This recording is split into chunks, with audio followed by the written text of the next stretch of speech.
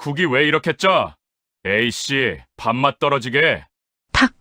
쇠숟가락이 식탁 위에 신경질적으로 내동댕이 쳐졌습니다. 남편 만석은 미간을 잔뜩 찌푸린 채 아내를 노려보며 말을 이었습니다. 당신, 늙더니 이제 간도 제대로 못 맞춰. 예전엔 그래도 먹을 만하더니, 쯧쯧. 그 순간이었습니다.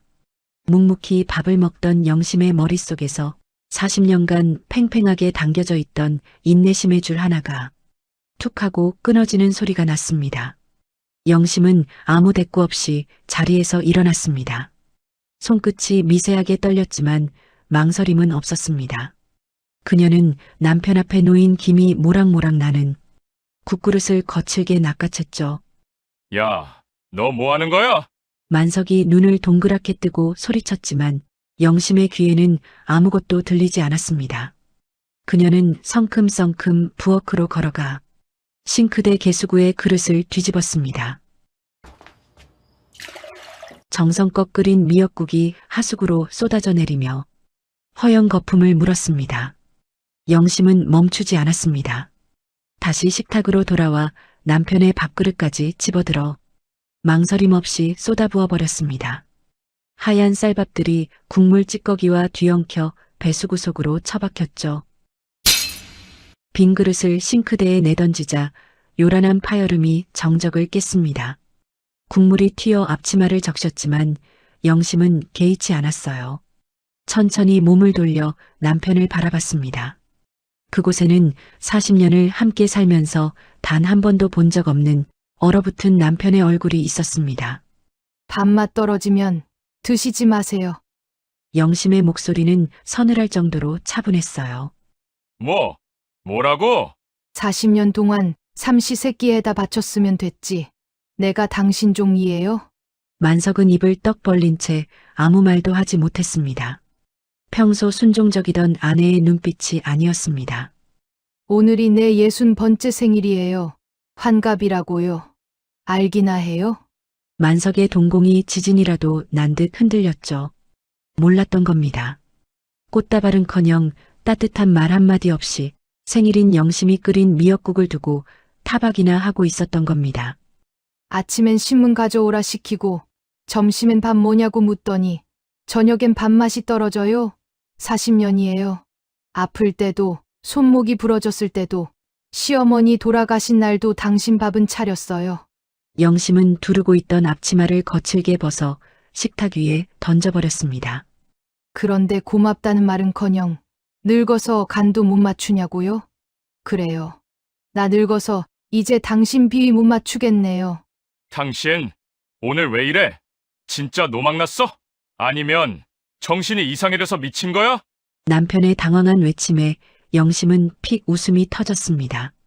그녀의 눈에서는 뜨거운 눈물이 흐르고 있었지만 표정만은 후련해 보였어요. 미쳤냐고요? 그래요. 나 이제라도 미친 거예요. 40년 동안 제정신으로 참고 산 게 억울해서 이제라도 미쳐보려고요. 영심이 거실 소파에 주저앉자 온몸에 힘이 빠져나갔습니다. 하지만 후회는 없었어요. 오히려 꽉 막혀있던 속이 뻥 뚫린 듯 시원했습니다. 이 모든 사단은 일주일 전 그녀의 가장 친한 친구 미연의 장례식장에서부터 시작되었습니다. 평생 헌신만 하다 부엌에서 쓰러져간 친구의 마지막 모습, 그 허망한 죽음을 목격한 순간 영심의 마음속에서 40년간 굳게 닫혀있던 인내의 빗장이 풀리기 시작했던 것입니다. 그녀의 심경을 송두리째 바꿔놓은 그날, 친구 미연의 장례식 날로 시간을 되돌려 보겠습니다. 영심아, 미연이가 갔어. 어제 저녁에 부엌에서 쓰러졌는데 심장마비래. 병원에 실려갔을 땐 이미. 전화기를 쥔 영심의 손에서 힘이 빠졌어요. 미연이? 바로 엊그제 통화했던 미연이가? 함께 떡볶이 먹으며 손자 자랑하던 그 친구가? 영심은 벽에 기대 주저앉았어요. 가슴이 답답하게 조여들면서 숨이 제대로 쉬어지지 않았죠. 미연이 남편이 저녁 늦게 들어왔는데 부엌 바닥에 쓰러져 있더래. 가스불은 켜져 있고 냄비에서는 곰국이 펄펄 끓고 있었대. 딸의 반찬 만들어주다가 그랬나 봐. 정숙의 목소리가 떨렸습니다. 영심은 입술을 깨물었어요. 미연은 마지막 순간까지도 누군가를 위해 밥을 하고 있었던 겁니다. 장례식장은 사람들로 붐볐습니다. 하지만 그 북적거림 속에서 이상하게도 쓸쓸함이 느껴졌어요. 영심이 빈소에 들어서자 미연의 남편과 자식들이 조문객들에게 절을 하며 인사를 받고 있었죠. 아이고, 오셨어요? 안쪽에 식사 준비돼 있으니 드시고 가세요. 미연의 남편 김철호는 상주답지 않게 멀쩡한 얼굴로 사람들을 안내했습니다. 눈이 붓지도 않았고 목소리도 떨리지 않았죠. 그저 집안 잔치에 온 손님을 맞는 것처럼 능숙하게 조문객들을 응대했습니다. 영심은 그 모습을 보며 가슴이 답답해졌습니다. 저 사람은 정말 슬픈 걸까? 40년을 함께 산 아내가 죽었는데 저렇게 태어날 수 있는 걸까? 영정사진 앞으로 다가가자 미연의 환한 미소가 영심을 반겼습니다. 파마한 단발머리에 연지곤지 찍고 새로 산 한복을 입고 찍은 사진이었죠. 그 한복은 미연이 작년 추석에 샀던 거였어요. 영심아, 이거 봐. 백화점에서 할인하길래 샀는데 예쁘지? 손자 돌잔치 때 입으려고. 미연은 그렇게 말하며 좋아했었습니다. 하지만 결국 그 한복을 입은 건 손자 돌잔치가 아니라 자신의 영정 사진을 찍을 때였죠. 영심은 사진 속 미연의 얼굴을 보며 눈시울이 뜨거워졌습니다. 미연아, 이제 그 한복 입을 일도 없겠구나. 빈소 한쪽에서는 조문객들이 육개장을 먹으며 수군거리는 소리가 들렸어요. 육개장이 좀 싱겁네. 그래도 고기는 많이 들어갔어. 옆 상가에서 시켜온 거래. 요즘 장례식장 음식 다 거기서 거기지 뭐. 근데 저 집 큰아들 아직도 결혼 안 했다며? 35인데. 영심은 그 대화를 듣고 고개를 돌렸습니다. 미연의 장례식장인데 정작 미연에 대한 이야기는 아무도 하지 않았어요. 그저 음식 평가나 하고 집안 뒷담화나 하고 있었죠. 영정사진 앞에 놓인 국화꽃만이 미연을 기억하고 있는 것 같았습니다. 영심아, 정숙이 옆에 와서 영심의 어깨를 잡았습니다. 정숙도 눈물을 흘리고 있었어요. 미연이는 끝까지 가족 챙기다가 갔어. 딸애가 그러는데 엄마가 자기 좋아하는 우엉조림 만들어주려고 그랬대. 딸이 요즘 입덧이 심하다고 했거든. 그래서 소화도 잘 되고 영양가 있는 거 해주려고 공부까지 끓이고. 영심은 입술을 깨물었습니다. 미연은 딸의 입덧 걱정까지 하면서 부엌에서 쓰러진 겁니다. 자신의 몸이 아픈 것도 모른 채 마지막 순간까지 가족을 위해 음식을 만들었죠. 미연이 친구분 되시죠? 먼 길 와주셔서 감사합니다. 미연의 남편 철호가 영심에게 다가와 꾸벅 인사를 건넸습니다. 영심은 그의 얼굴을 빤히 올려다보았습니다. 아내를 보낸 상주의 얼굴이라기엔 지나치게 말끔했습니다. 눈가에 물기 하나 없이 건조했죠. 아유, 경황이 없어서 제대로 대접도 못 해드리네요. 원래 이런 손님 치르는 건 다 집사람 몫이었는데 당장 없으니까 제가 아주 죽겠습니다. 뭘 어디다 뒀는지도 모르겠고.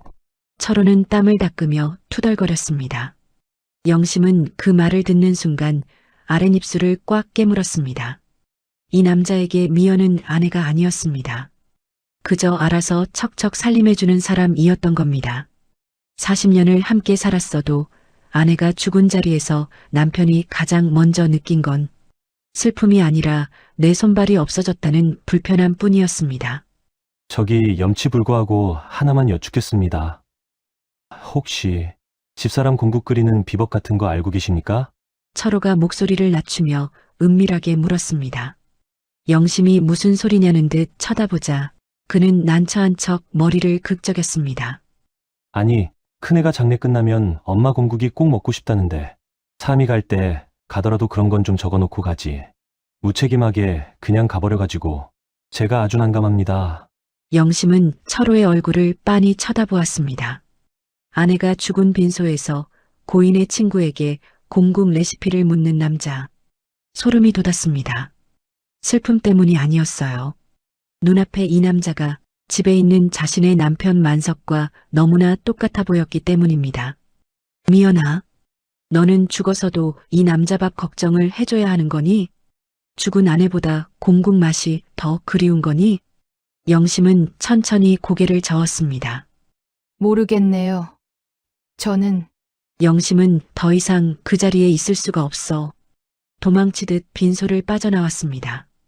차가운 바람이 얼굴을 스쳤지만 그 바람이 오히려 정신을 맑게 해줬어요. 정숙이 따라 나와 영심의 옆에 섰습니다. 미연아. 영심은 하늘을 올려다보며 속삭였습니다.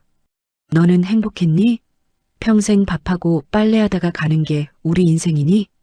이렇게 죽으면, 이렇게 가버리면 안 되는 거 아니니? 하지만 하늘은 대답이 없었습니다. 다만 차가운 바람만이 영심의 뺨을 스쳤을 뿐이었어요. 미연이의 마지막 가는 길, 발인까지 지켜보고 녹초가 되어 집으로 돌아온 날, 영심의 60번째 생일은 고작 며칠 앞으로 다가와 있었습니다. 3일 내내 빈소를 오가며 육개장 나르고 상주보다 더 서럽게 우느라 몸도 마음도 솜니불처럼 무거웠습니다. 겨우 몸을 이끌고 현관문을 열고 들어서자 거실에 앉아 텔레비전을 보던 만석이 고개도 돌리지 않은 채 툭 내뱉었습니다. 왔어. 배고픈데 밥은? 영심은 현관에 선 채 멍하니 남편의 뒷모습을 바라봤습니다. 가장 친한 친구를 화장터에 보내고 온 아내에게 고생했다는 말 한마디 없이 대뜸 밥 타령이라니요. 영심은 대답하지 않고 부엌으로 들어갔습니다. 야, 저녁 언제 돼? 만석의 목소리가 들렸습니다. 영심은 익숙한 동작으로 밥을 짓고 국을 끓이기 시작했어요. 하지만 손을 움직이면서도 눈에서는 눈물이 그치지 않았습니다. 미연아, 나도 이렇게 살다가 가는 거니? 이렇게 죽는 거니? 식탁에 밥상을 차려놓자 만석이 숟가락을 들고 한 숟가락 떠먹더니 인상을 찌푸렸어요. 국이 싱거워. 소금 좀 더 넣지. 초상집 다녀와서 재수 없게 밥도 제대로 못하냐? 영심은 숟가락을 놓았습니다. 입맛이 없었어요. 만석은 혼자 밥을 먹으면서 투덜댔죠. 누가 보면 당신 혼자 친구 잃은 줄 알겠네. 때 되면 다 가는 거지. 유난 좀 떨지 마. 나나 당신이나 내일 갈지 모레 갈지 모르는 판에 뭘 그렇게 청승을 떨어? 영심은 만석의 얼굴을 바라봤습니다. 저 사람은 자신이 죽으면 어떤 반응을 보일까? 미연의 남편처럼 이제 누가 밥을 하지? 라고 생각할까? 아니면 조금이라도 슬퍼할까? 영심은 이미 답을 알고 있었죠. 며칠 후 영심의 60번째 생일이 찾아왔습니다. 아침 식탁에는 늘 그랬듯 된장찌개와 김치, 계란말이가 놓여 있었고 만석은 신문을 보며 밥을 먹고 있었어요. 영심은 남편의 맞은편에 앉아 밥을 입에 넣었지만 맛이 느껴지지 않았습니다. 만석은 신문에서 눈을 떼지 않은 채 물었죠. 만석은 신문 날짜를 보며 무심코 중얼거렸습니다. 거참, 오늘이 벌써 15일인가? 뭔가 해야 하는 날인데. 영심의 숟가락이 허공에서 멈췄습니다. 심장이 쿵 내려앉았죠. 혹시나 이 남자가 기억해낸 걸까요? 영심은 기대 섞인 눈빛으로 남편을 바라보았습니다. 네, 15일 맞아요. 오늘이 무슨 날인지 아세요? 만석은 신문을 탁 접으며 혀를 찼습니다. 아, 맞다. 관리비 나가는 날이네. 통장에 돈 넣어놨어. 연체되면 가상금 붙을라. 영심의 가슴에 찬물을 끼얹은 듯 했습니다. 남편에게 15일은 아내의 환갑이 아니라 그저 관리비가 빠져나가는 날일 뿐이었습니다. 영심은 목구멍까지 차오른 오늘 내 생일이에요라는 말을 꿀꺽 삼켰습니다. 말해봤자 그게 뭐? 라는 대답이 돌아올 것 같아 비참했기 때문입니다. 넣어놨어요. 영심은 고개를 숙이고 묵묵히 밥을 밀어 넣었습니다. 모래알을 씹는 것 같았죠. 그래, 그럼 됐고. 영심은 아무 말도 하지 않았습니다. 40년 동안 이 남자는 단 한 번도 자신의 생일을 제대로 챙겨준 적이 없었어요. 결혼 첫 해에는 그래도 케이크라도 사왔지만 아이가 생기고 나서부터는 그마저도 사라졌죠. 영심의 생일은 그저 달력의 한 칸일 뿐이었습니다. 영심은 숟가락으로 밥을 떠서 입에 넣었습니다. 씹히지도 않았어요. 그저 목구멍으로 넘기는 게 고역이었죠. 문득 미연의 마지막 모습이 떠올랐습니다. 부엌에서 공국을 끓이다가 쓰러진 미연. 아무도 그녀의 희생을 알아주지 않았던 40년의 세월. 나도 저렇게 되는 건가.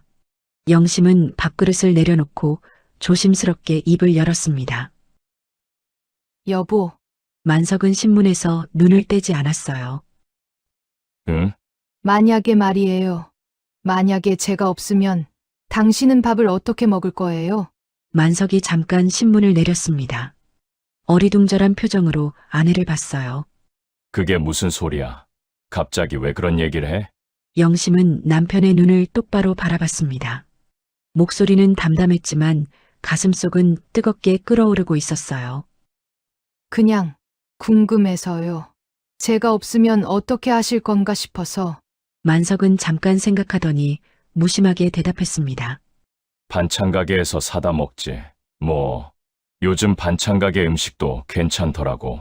아니면 식당 가서 먹으면 되고. 영심은 숟가락을 쥔 손에 힘이 들어갔습니다. 손등에 핏줄이 붉어졌죠. 만석은 다시 신문을 펼쳤어요. 근데 왜 갑자기 그런 걸 물어? 어디 아파? 아니요.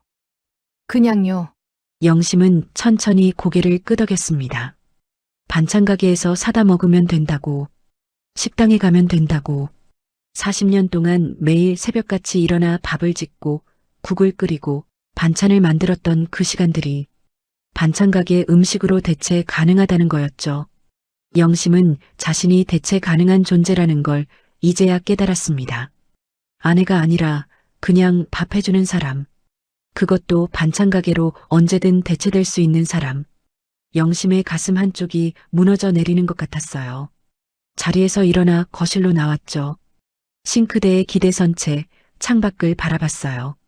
봄 햇살이 밝았지만 영심의 마음은 한겨울보다 더 차가웠습니다. 40년 동안 내가 한 게 반찬 가게 음식으로 대체되는구나. 오후가 되자 휴대폰에 문자가 왔습니다. 큰아들 태수였어요. 엄마, 생신 축하드려요. 이번 주말엔 못 갈 것 같아요. 죄송해요. 애들이 감기라서 용돈 보냈으니 맛있는 거 드세요. 영심은 문자를 읽고 한숨을 내쉬었습니다. 손자들이 아프다니 걱정이 됐지만 한편으로는 구실처럼 느껴지기도 했어요. 작은 아들 민수에게서도 비슷한 문자가 왔죠. 엄마 생신 축하해요. 회사에 급한 일 생겨서 못 갈 것 같아요. 다음에 갈게요. 딸 지연에게서는 아무 연락도 없었습니다. 영심은 휴대폰을 내려놓고 소파에 앉았어요. 거실벽에 걸린 가족 사진들을 바라봤죠. 아이들이 어렸을 때 찍은 사진, 온 가족이 모여 찍은 사진, 손자 손녀들과 찍은 사진. 그 사진들 속 영심은 늘 웃고 있었습니다. 하지만 지금 생각해보면 그 웃음이 진짜 행복해서였는지 알 수 없었어요. 어쩌면 엄마니까, 아내니까 웃어야 한다고 생각했던 건지도 몰랐죠. 오후 4시쯤 지연에게서 전화가 왔습니다. 영심은 반가운 마음에 전화를 받았어요. 엄마 생일 축하해. 응, 고마워. 잠시 침묵이 흘렀습니다. 지연이 조심스럽게 입을 열었죠.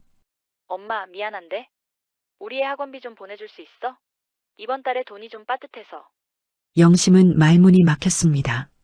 생일 축하 인사 다음에 바로 돈 얘기였죠.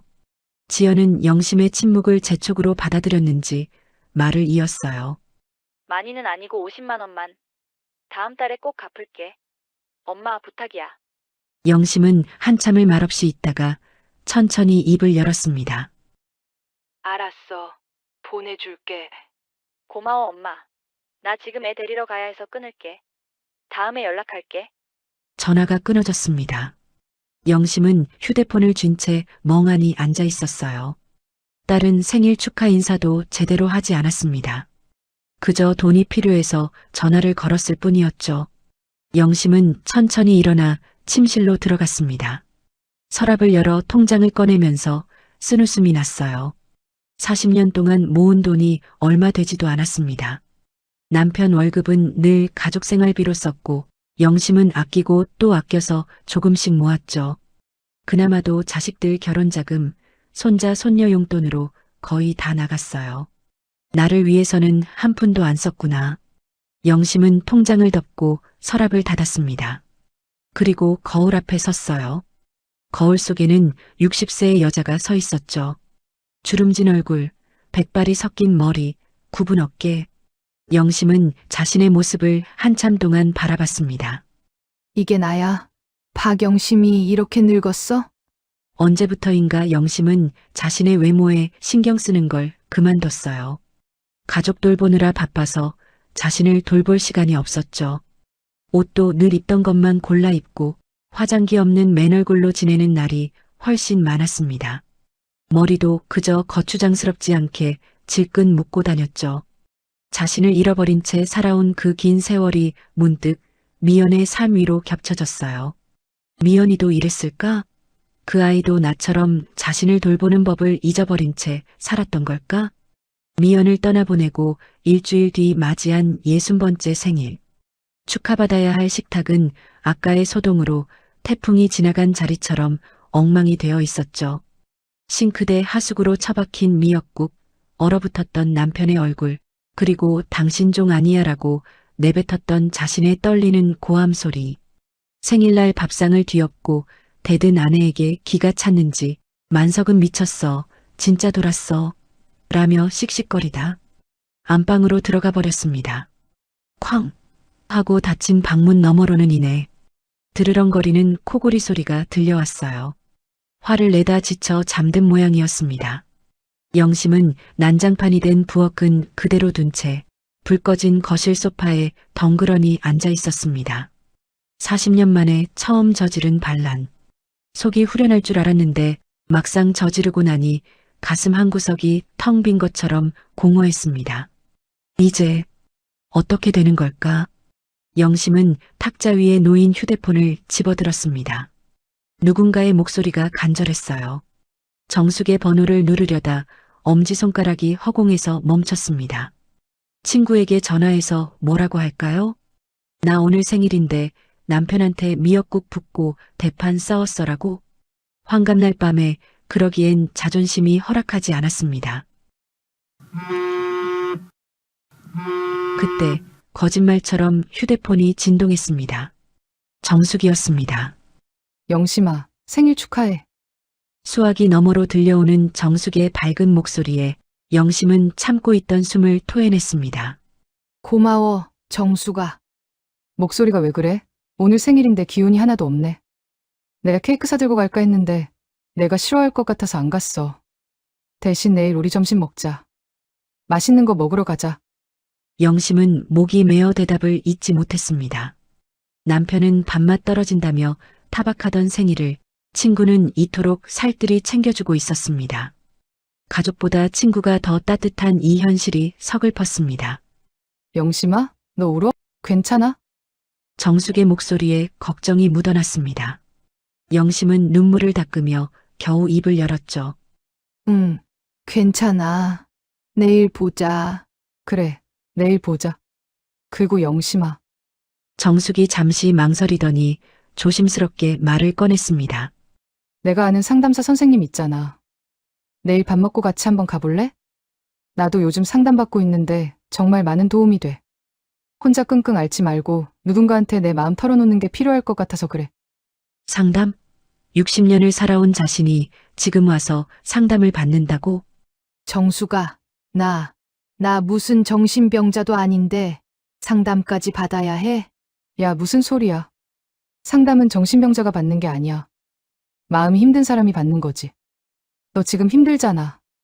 영심은 입술을 깨물었습니다.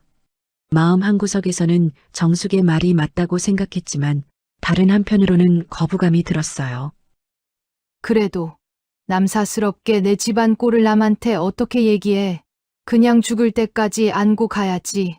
나 하나만 참으면 집안이 조용하잖아. 정숙이 한숨을 쉬었습니다. 영심아, 그게 무슨 소리야. 미연이도 그렇게 살다가 갔어. 아무한테도 속마음 얘기 안 하고 혼자 참고 살다가 너도 그럴 거야? 영심은 말이 막혔습니다. 정숙의 목소리가 간절했어요. 나도 처음엔 망설였어. 남사스럽게 내 집안 꼴을 누구한테 얘기하나 싶어서. 근데 살아보니까 세상에 온전히 내 얘기만 들어주는 사람이 하나도 없더라.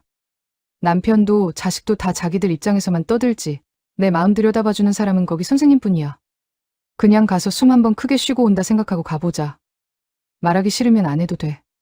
근데 나는 말하고 나니까 정말 속이 시원하더라. 너도 그럴 거야. 영심은 한참을 생각했습니다.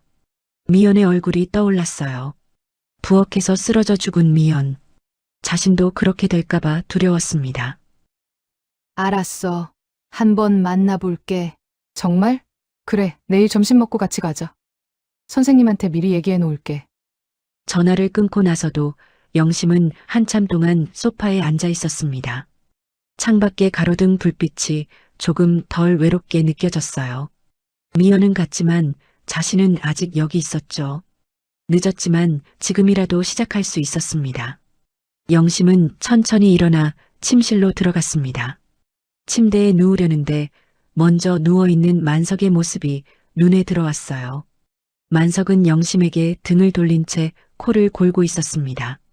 영심은 그 등을 물끄러미 바라봤습니다. 문득 깨달았죠. 저 등은 지난 40년 동안 한 번도 자신을 향해 있지 않았다는 걸. 늘 영심에게서 돌아누운 등이었어요. 신혼 초에는 마주보고 잤던 것 같은데 언제부턴가 만석은 영심에게 등을 돌리고 잤습니다. 저 등? 40년 동안 저렇게 나한테 등 돌리고 살았구나. 영심은 침대에 누웠습니다. 천장을 바라보며 눈을 감았죠. 옆에서는 만석의 코 고는 소리만이 들렸어요. 영심은 천장을 바라보며 속으로 물었습니다. 나는 지금까지 뭘 위해 살았을까? 남편을 위해? 자식들을 위해? 그럼 나는? 박영심이라는 사람은 어디에 있는 걸까? 60번째 생일 밤, 영심은 60년 만에 처음으로 자기 자신에 대해 질문했습니다. 그리고 그 질문은 영심의 남은 삶을 송두리째 바꿔놓을 시작점이 됐어요. 나는 미연이처럼 죽지 않을 거야. 나는 남은 시간이라도 나를 위해 살 거야. 침실 창문 틈으로 차가운 바람이 스며들었습니다. 영심은 이불을 끌어당겨 목까지 덮었어요. 하지만 그 어떤 이불로도 가슴속 차가움은 덮을 수 없었죠. 40년 동안 쌓인 외로움과 허무함이 온몸을 짓눌렀습니다. 영심은 눈을 감았습니다. 내일이면 정숙을 만나고 상담사를 만날 거예요. 그게 어떤 결과로 이어질지 알 수 없었지만 적어도 미연처럼 아무 말 없이 부엌에서 쓰러져 죽지는 않으리라 다짐했습니다. 다음 날 정오, 영심은 정숙과 함께 시내 한복판의 작은 식당에 앉아 있었습니다. 정숙이 영심이 좋아하는 돼지불고기를 시켰지만 영심은 젓가락을 들 수가 없었어요. 상담소 생각만 하니 목이 막혔죠. 영심아, 밥 좀 먹어. 정숙이 걱정스러운 눈으로 영심을 봤습니다. 하지만 영심은 고개를 저었어요. 안 넘어가. 계속 상담소 생각만 나서. 정숙이 한숨을 쉬더니 자기 앞에 접시에서 고기를 집어 영심의 숟가락에 올려놨습니다. 이 기집애야, 밥심으로라도 버텨야 싸울 거 아니야. 억지로라도 씹어 삼켜. 정숙의 목소리는 투박했지만 그 안에는 깊은 애정이 담겨 있었어요. 영심은 정숙의 얼굴을 보며 눈시울이 뜨거워졌죠. 가족보다 친구가 더 자신을 걱정해주는 이 현실이 고마우면서도 서글펐습니다. 고마워. 정수가. 영심은 떨리는 손으로 숟가락을 들어 고기를 입에 넣었습니다. 씹으면 씹을수록 목구멍으로 넘어가지 않았지만 정숙이 지켜보고 있어서 억지로 삼켰어요. 조금만 더 먹어. 가서 속에 있는 거 다 쏟아내려면 힘 필요해. 울고 불고 하는 것도 다 체력이야. 빈속이면 어지러워서 못 견뎌. 기운 내야지. 정숙은 계속해서 반찬을 영심의 밥그릇에 올려놨습니다. 김치, 콩나물, 시금치. 영심은 정숙의 손길을 보며 울컥했어요. 40년 동안 남편과 자식들 밥그릇에 반찬을 올려줬지만 누군가 자신의 밥그릇을 챙겨준 건 언제였던가 싶었죠. 밥을 반쯤 먹었을 때 영심은 시계를 봤습니다. 오후 1시, 약속 시간이 2시였어요. 가슴이 두근거렸습니다. 정수가, 나 정말 못 가겠어. 지금이라도 취소하자. 정숙이 영심의 손을 꽉 잡았습니다. 영심아, 미연이 생각해봐. 미연이도 이런 기회가 있었으면 좋았을 거야. 너는 지금 기회가 있잖아. 놓치지 마. 영심은 입술을 깨물었습니다. 정숙의 말이 맞았어요. 미연은 이제 기회조차 없었죠. 식당을 나와 상담소가 있는 건물로 가는 길, 영심과 정숙은 버스를 탔습니다. 영심은 창밖을 멍하니 바라봤어요. 거리를 걷는 사람들이 보였죠. 웃으며 이야기하는 커플, 손잡고 가는 모녀, 친구들과 수다 떠는 여자들. 저 사람들은 다 행복해 보이는데 나만 왜 이럴까? 자신만 초라해 보이는 것 같았습니다. 내가 이런 모습으로 상담소에 가도 되나? 선생님이 나를 보고 뭐라고 생각하실까? 영심은 더 작아지는 것 같았습니다. 정숙이 영심의 어깨를 토닥였어요. 영심아, 무슨 생각 그렇게 해? 아니, 그냥 영심은 말끝을 흐렸습니다. 만약에 남편이 알면 어떡해? 내가 상담소 다니는 거. 정숙이 단호하게 말했습니다. 알 필요 없어. 이건 너만의 일이야. 남편한테 허락받을 필요 없어. 그래도는 무슨. 영심아, 40년 동안 남편 눈치 보며 살았잖아. 이번 한 번은 내 마음대로 해봐. 영심은 고개를 끄덕였습니다. 하지만 가슴속 불안은 쉽게 가시지 않았어요. 버스가 목적지에 도착했습니다. 두 사람은 버스에서 내려 5층짜리 낡은 건물 앞에 섰어요. 영심은 건물을 올려다보며 발을 떼지 못했습니다. 가자, 영심아. 정숙이 영심의 팔을 잡았습니다. 영심은 천천히 건물 안으로 들어갔어요. 4층에 도착하고 문이 열렸죠. 복도는 조용했어요. 왼쪽 끝에 마음쉼터 심리상담센터라는 나무 간판이 보였죠. 영심은 복도를 걸으면서 주위를 두리번거렸습니다. 혹시 아는 사람이 있지 않을까? 동네 사람이 나를 보면 어떡하지? 소문이 나면? 가슴이 더 빠르게 뛰었어요. 영심아, 여기 아무도 몰라. 걱정 마. 정숙이 속삭였습니다. 그리고 말이야, 사람들이 뭐라든 상관없어. 중요한 건 너야, 영심아. 상담소 문 앞에 도착했습니다. 나무로 된 따뜻한 느낌의 문이었어요. 그리고 떨리는 손으로 문 손잡이를 잡았어요. 천천히 돌렸죠. 문을 여는 순간 따뜻한 공기가 영심의 얼굴을 감쌌습니다. 은은한 허브차 향기가 코끝을 스쳤고 잔잔한 음악이 흘러나오고 있었죠. 상담소 안은 생각보다 아늑했습니다. 영심은 그 공간에 들어서는 순간 이상한 느낌을 받았어요. 위축되거나 불안한 게 아니라 오히려 조금 편안해지는 것 같았죠. 마치 오랜만에 따뜻한 방에 들어온 것처럼. 상담소 문을 열고 들어갔지만 영심은 쉽게 자리에 앉지도 못했어요. 소파 끝에 엉덩이만 살짝 걸친 채 죄지은 사람처럼 고개를 숙이고 있었죠. 40년 동안 여자가 참아야 집안이 편하다는 말만 듣고 살았는데 내 속을 남한테 털어놓는 게 마치 벌 받을 짓을 하는 것 같아 무서웠던 겁니다. 어서 오세요. 부드러운 목소리가 들렸습니다. 안쪽 방 문이 열리더니 50대로 보이는 여성이 나왔어요. 단정한 머리에 편안한 인상의 여자였죠. 그 자연스러운 모습이 오히려 영심을 편안하게 만들었어요. 그 여자는 영심을 보며 따뜻하게 미소 지었어요. 영심 어머님이시죠? 강희주입니다. 만나서 반갑습니다. 희주는 악수를 청했습니다. 영심은 얼떨결에 손을 내밀었어요. 영심이 내민 손을 희주가 두 손으로 포근하게 감싸주었습니다. 평생 가족들 뒷바라지하느라 마디가 굵어지고 거칠어진 손이었지만 희주는 마치 세상에서 가장 귀한 것을 다루듯 그 손을 따뜻하게 토닥여 주었죠. 누군가 자신의 존재를 오롯이 인정해주는 그 온기가 낯설어 영심은 순간 울컥했습니다. 희주는 영심을 소파로 안내했고 김이 모락모락 나는 찻잔을 내밀며 자리에 앉았습니다. 하지만 영심은 차마 고개를 들지 못했습니다. 태어나서 처음으로 누구의 엄마나 누구의 아내가 아닌 오직 자기 자신의 이야기를 하기 위해 앉은 이 자리가 너무나 어색하고도 벅찼기 때문입니다. 무거운 침묵 속에 영심은 낡은 손수건만 꼬깃꼬깃 만지작거렸습니다. 입안에서 수천 마디 말이 맴돌았지만 목구멍이 꽉 막혀 나오질 않았죠. 하지만 희주 선생님은 재촉하지 않았습니다. 시계를 보지도 펜을 굴리지도 않고 그저 영심이 숨을 고를 때까지 가만히 기다려 주었어요. 그 따뜻한 침묵 덕분이었을까요? 꽉 닫혀있던 영심의 입술이 파르르 떨리더니 마침내 40년 묵은 한숨과 함께 첫 마디가 터져나왔습니다. 선생님, 무서웠어요.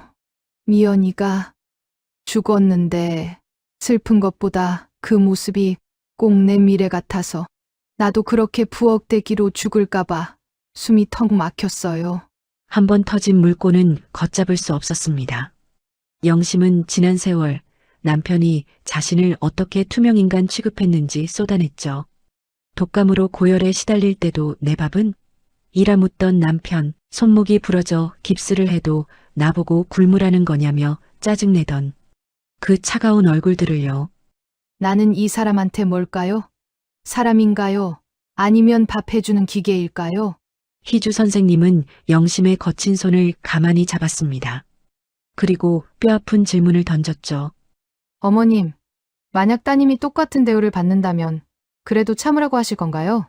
영심은 고개를 세차게 저었습니다. 아니요. 당장 헤어지라고 할 거예요. 그런데 왜 어머님 자신은 40년을 참으셨나요? 이건 희생이 아닙니다. 상대의 당연함에 내 영혼이 갉아먹히는 착취였던 거예요. 착취라는 단어가 영심의 심장에 날카롭게 꽂혔습니다. 40년 헌신이 비로소 제 이름을 찾은 기분이었죠. 영심은 아이들 학원비가 필요할 때만 전화하는 자식들과 자신을 반찬가게 음식으로 대체 가능하다고 말하는 남편 사이에서 박영심이라는 이름이 지워졌음을 깨닫고 오열했습니다. 어머님, 그동안 아무도 알아주지 않는 전쟁을 치르느라 얼마나 외로우셨어요? 어머님은 밥 해주는 기계도 뗄감도 아닙니다. 바로 여기 살아있는 박영심 그 자체예요. 희주 선생님의 그 한마디에 영심은 생애 처음으로 자신에게 잘했다는 훈장을 받은 기분이었습니다. 60세 늦었다고 생각했지만 아니었죠. 미연이는 기회를 놓쳤지만 영심에겐 아직 자신으로 살 수 있는 시간이 남아있으니까요. 상담소를 나오는 길, 영심은 창밖의 봄 햇살이 평소와 다르게 보였습니다. 비로소 박영심을 구하는 첫걸음을 뗀 것입니다. 문을 열고 나오자 정숙이 대기실 소파에 앉아 기다리고 있었습니다. 영심을 보자마자 벌떡 일어났어요. 영심아, 괜찮아? 영심은 고개를 끄덕였습니다. 눈은 빨갛게 부었지만 표정은 조금 밝아 보였어요. 응, 괜찮아. 정수가, 고마워. 내가 아니었으면 못 왔을 거야. 정숙이 영심을 꼭 안아줬습니다. 두 친구는 한참 동안 그렇게 서 있었어요. 상담소를 나와 엘리베이터를 기다리는 동안 영심은 창밖을 내다봤습니다. 봄 햇살이 따뜻하게 비치고 있었어요. 같은 햇살인데 오늘따라 조금 다르게 느껴졌습니다. 영심아, 어땠어? 정숙이 물었습니다. 영심은 잠시 생각하다가 대답했어요. 좋았어. 나를 이해해 주는 것 같았어. 판단하지 않고 그냥 들어주더라. 그리고 내가 치른 게 전쟁이었다고 말해줬어. 정숙의 눈시울이 붉어졌습니다. 맞아, 영심아. 우리 다 전쟁 치렀어. 아무도 알아주지 않는 전쟁. 집으로 돌아가는 버스 안에서 영심은 창밖을 바라보며 오늘 있었던 일을 곱씹었습니다. 희주 선생님의 목소리가 귓가에 맴돌았어요. 영심 씨를 위해 사셔도 돼요. 그 말이 계속 머릿속에서 울렸습니다. 나를 위해 산다는 게 뭘까요? 60년을 살면서 한 번도 생각해 본 적 없는 질문이었어요. 버스 창밖으로 거리를 걷는 사람들이 보였습니다. 웃으며 이야기하는 커플, 손잡고 가는 모녀, 친구들과 수다 떠는 여자들. 버스 안에서 창밖을 보며 영심은 저 밖의 세상은 그대로인데 나만 조금 달라진 것 같다고 느꼈죠. 영심은 다시 자신의 손을 내려다봤어요. 거칠고 주름진 손. 40년 동안 닳고 다른 손이었죠. 하지만 이상하게도 오늘은 그 손이 부끄럽지 않았습니다. 오히려 자랑스럽기까지 했어요. 이 손으로 40년 동안 가족을 먹여 살렸으니까요. 이 손으로 전쟁을 치렀으니까요. 그래, 나는 전쟁을 치렀어. 아무도 알아주지 않았지만 나는 매일 싸웠어. 영심은 그 거친 손을 물끄러미 바라봤습니다. 그리고 조용히 자신의 손을 쓰다듬었어요. 수고했어, 영심아. 정말 수고 많았어. 버스가 집 근처 정류장에 도착했습니다. 영심은 천천히 일어나 버스에서 내렸어요. 익숙한 골목길이 보였죠. 매일 걷던 길이었지만 오늘은 조금 다르게 느껴졌습니다. 집 앞에 도착해 현관문을 열었습니다. 거실에서는 텔레비전 소리가 들렸어요.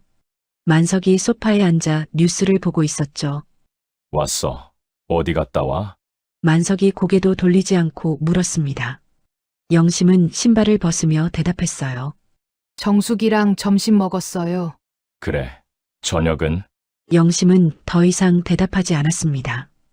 부엌으로 들어가 냉장고를 열었어요. 반찬을 꺼내면서 문득 오늘 상담소에서 마신 캐모마일 차가 생각났습니다. 따뜻하고 은은한 향기. 집에서는 느껴본 적 없는 편안함이었죠. 영심은 밥을 짓고 국을 끓이면서 희주 선생님의 말을 떠올렸습니다. 이제는 영심 씨를 위해 사셔도 돼요. 하지만 어떻게요? 어떻게 나를 위해 살 수 있죠? 40년 동안 남을 위해 사는 게 익숙한 영심에게 그건 너무나 낯선 개념이었어요. 식탁에 밥상을 차려놓자 만석이 자리에 앉았습니다. 영심도 맞은편에 앉았어요. 달그락, 달그락. 숟가락 소리만이 식탁을 채웠죠. 오늘 국이 괜찮네. 만석이 툭 던지듯 말했습니다. 영심은 고개를 들어 남편을 보았습니다. 40년 만에 처음 듣는 칭찬이었어요. 예전 같았으면 다행이네, 입에 맞아서라며 안도의 미소를 지었을 텐데 이번에는 아무런 말도 나오지 않았습니다. 그저 묵묵히 밥을 씹어 넘길 뿐이었죠. 참 이상하지. 40년 동안 그렇게 듣고 싶던 말인데 막상 들으니 아무런 감흥이 없네. 영심은 숟가락을 움직이며 생각했습니다. 이 낯설고 덤덤한 마음을 누군가에게 털어놓고 싶었습니다. 오늘 만난 희주 선생님의 얼굴이 떠올랐습니다. 다음 주 화요일, 빨리 선생님을 만나고 싶다. 내가 변하고 있다고, 이제 남편 칭찬에 춤추는 여자가 아니라고 말해주고 싶다. 그때 영심은 깨달았습니다. 자신이 조금씩 하지만 분명히 변하고 있다는 것을요. 저녁을 먹고 설거지를 하면서 영심은 싱크대 창문 너머로 보이는 하늘을 바라봤습니다. 해가 지고 있었어요. 붉은 노을이 하늘을 물들이고 있었죠. 영심은 물에 젖은 손을 닦으며 작게 속삭였습니다. 미연아, 나 오늘 첫걸음 뗐어. 나를 위해 살려고. 창밖에서는 봄바람이 불어왔습니다. 그 바람이 마치 미연의 대답처럼 느껴졌어요. 잘했어, 영심아. 넌 할 수 있어. 영심은 미소 지었습니다. 60년을 살면서 처음으로 자신을 위한 선택을 한 것 같았어요. 아직 길은 멀었지만 적어도 시작은 했습니다. 그리고 그 시작은 혼자가 아니었어요. 정숙이 옆에 있었고 희주 선생님이 함께 해주었죠. 영심은 이제 알았습니다. 자신이 완전히 혼자는 아니라는 걸. 그날 밤 영심은 침대에 누워 천장을 바라봤습니다. 옆에서는 만석이 벌써 코를 골고 있었어요. 영심은 남편의 등을 보며 생각했습니다. 그동안은 남편의 등이었지만 이제 영심의 눈에는 다르게 보였습니다. 내 등골 빼먹고 살이 오른 거머리. 영심은 천천히 눈을 감았어요. 일주일이 지났습니다. 그 일주일 동안 영심은 희주 선생님의 말을 계속 곱씹었어요. 영심 씨를 위해 사셔도 돼요. 그 말이 머릿속에서 떠나지 않았죠. 하지만 막상 어떻게 해야 할지는 몰랐습니다. 40년 동안 해온 대로 아침이면 일어나 밥을 짓고 빨래를 하고 청소를 했어요. 달라진 건 아무것도 없었죠. 다만 한 가지, 영심은 자신을 조금 다르게 보기 시작했습니다. 설거지를 하면서도 빨래를 널면서도 나는 지금 전쟁을 치르고 있어라고 생각했어요. 희주 선생님이 그렇게 말해줬으니까요. 영심의 하루하루는 전쟁이었고 영심은 전사였습니다. 화요일 오후 영심은 다시 상담소를 찾았습니다. 지난주보다 소파에 조금 더 깊숙이 몸을 묻은 그녀의 입에서 40년 묵은 깨달음이 터져나왔죠. 선생님, 제가 그 집에서 투명인간이었다는 걸 이제야 알겠어요. 분명 거기 사는데 남편 눈엔 저라는 사람은 없고 제가 차려내는 밥상만 보였던 거예요. 자신이 독감으로 정신이 혼미해도 밥을 찾고 손목에 깁스를 해도 저녁은 어떡하냐며 짜증내던 남편. 희주는 영심의 굽은 등을 응시하며 날카로운 통찰을 건넸습니다.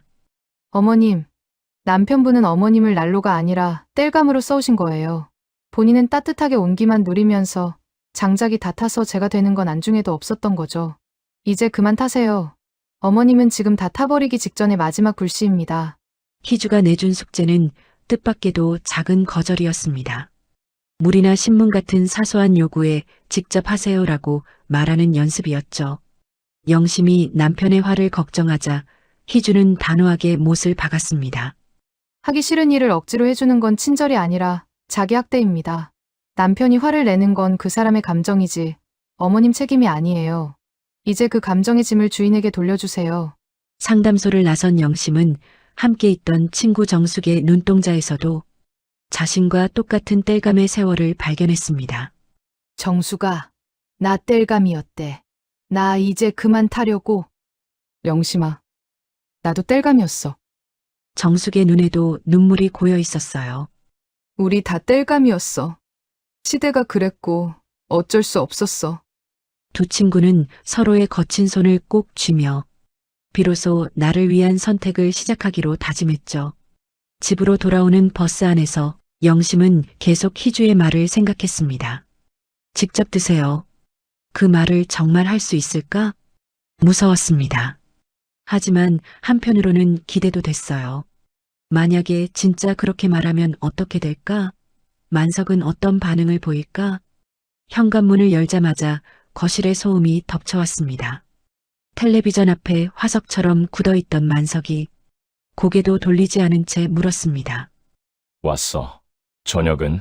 40년 동안 한결같은, 아니 징그러울 정도로 변하지 않는 문장이었습니다. 영심은 대꾸 대신 가방을 내려놓고 부엌으로 향했습니다. 가스불 위에 찌개를 올리는 동안 영심의 머릿속에는 희주 선생님의 목소리가 맴돌았습니다. 딱 한 번만 아주 작은 것부터 거절해보세요. 영심 씨의 손이 그의 몸이 아니라는 걸 알려주는 거예요. 식탁 위에 밥상이 차려졌습니다. 만석은 기다렸다는 듯 숟가락을 들더니 당연하다는 듯 명령을 얹었습니다. 물 좀 떠와봐. 순간 영심의 숨이 턱끝에서 멈췄습니다. 지금일까? 손끝이 차갑게 식고 가슴속에선 작은 북소리가 요동쳤습니다. 영심은 의자에서 일어나려던 관성을 억누르며 식탁 아래서 주먹을 꽉 쥐었습니다. 주방에 정수기 있어요. 떠다 드세요. 만석의 숟가락질이 멈췄습니다. 그는 귀를 의심하듯 눈을 가늘게 뜨고 영심을 보았습니다. 뭐라고? 가까이 있으니 여보가 직접 움직여 보시라고요. 영심의 목소리가 가늘게 떨렸지만 끝은 단호했습니다.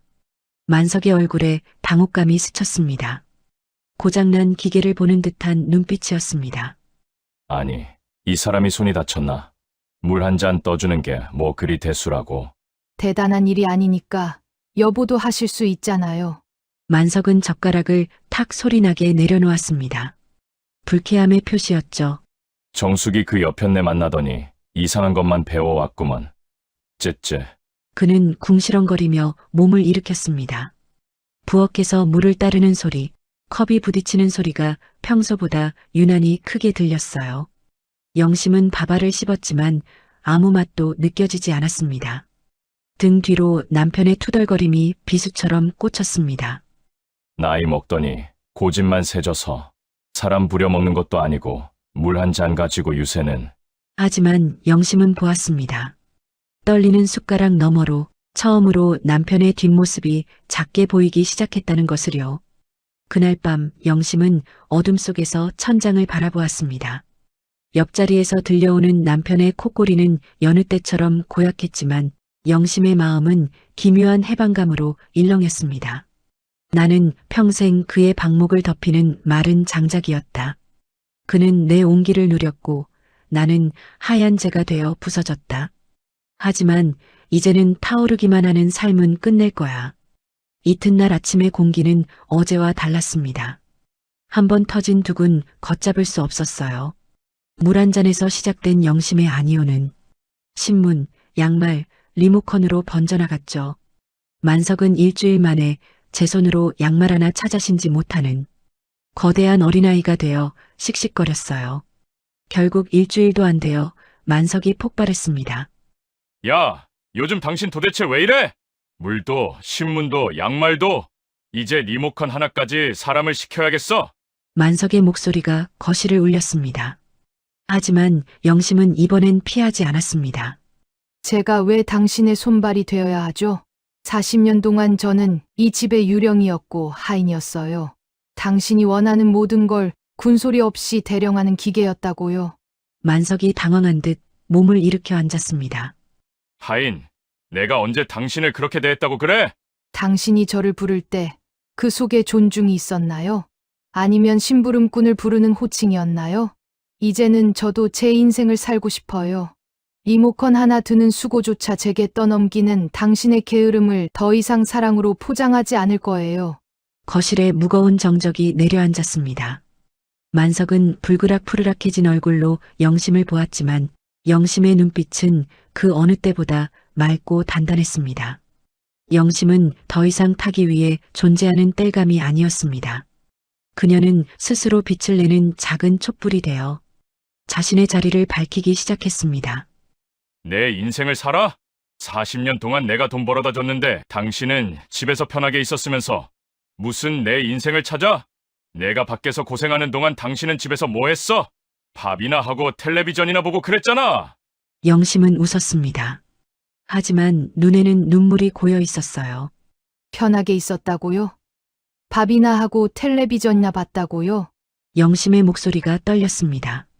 새벽 5시에 일어나서 시어머니 밥 차리고, 당신 도시락 싸고, 청소하고, 빨래하고, 아이들 학교 보내고, 장 보고, 저녁 차리고, 그게 편한 거였어요? 만석이 손을 휘저었습니다. 그런 거야 집에 있으면 당연히 하는 거 아니야? 나는 회사에서 스트레스 받으면서 돈 벌어왔다고. 당신은 돈만 벌어오면 끝이에요. 퇴근하면 소파에 앉아서 텔레비전 보다가 밥 먹고 자면 돼요. 근데 나는요? 저는 24시간 내내 일해요.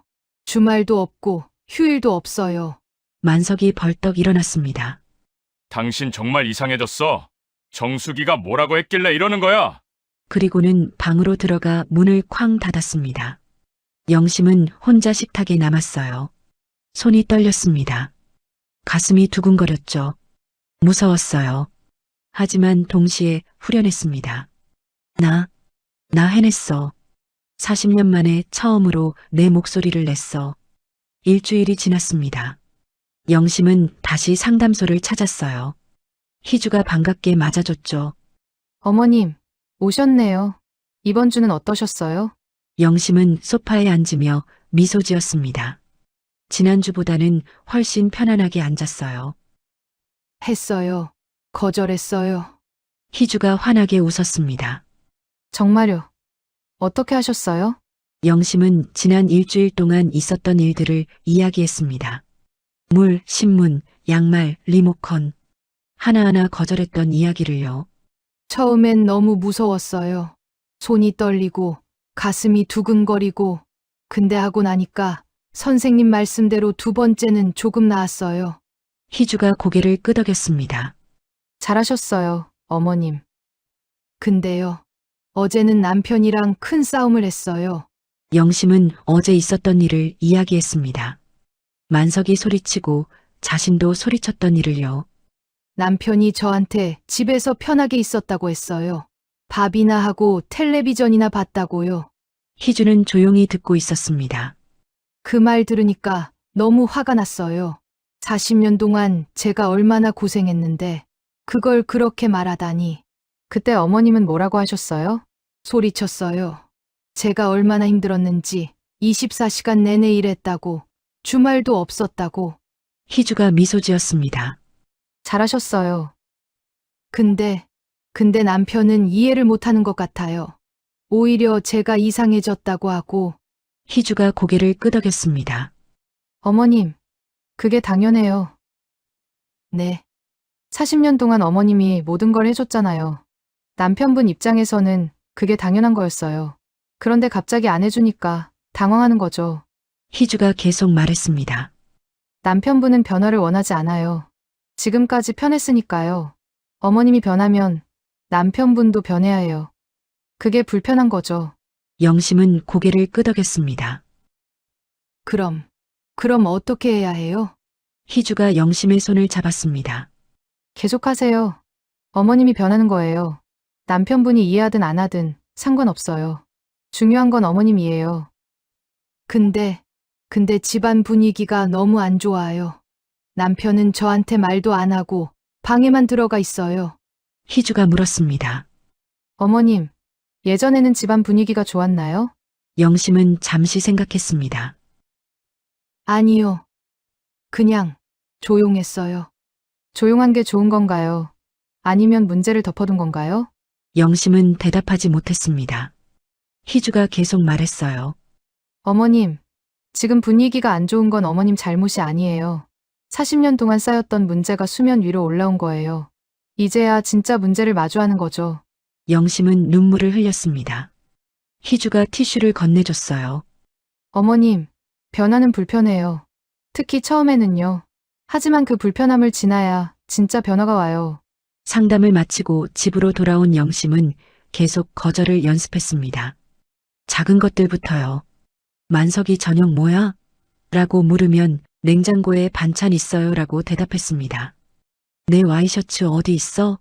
라고 물으면 옷장에 있어요. 직접 찾아보세요 라고 했죠. 오늘 날씨 어때?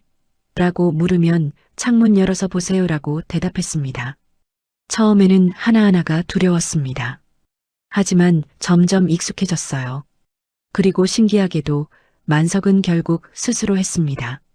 냉장고를 열고 옷장을 뒤지고 창문을 열었죠.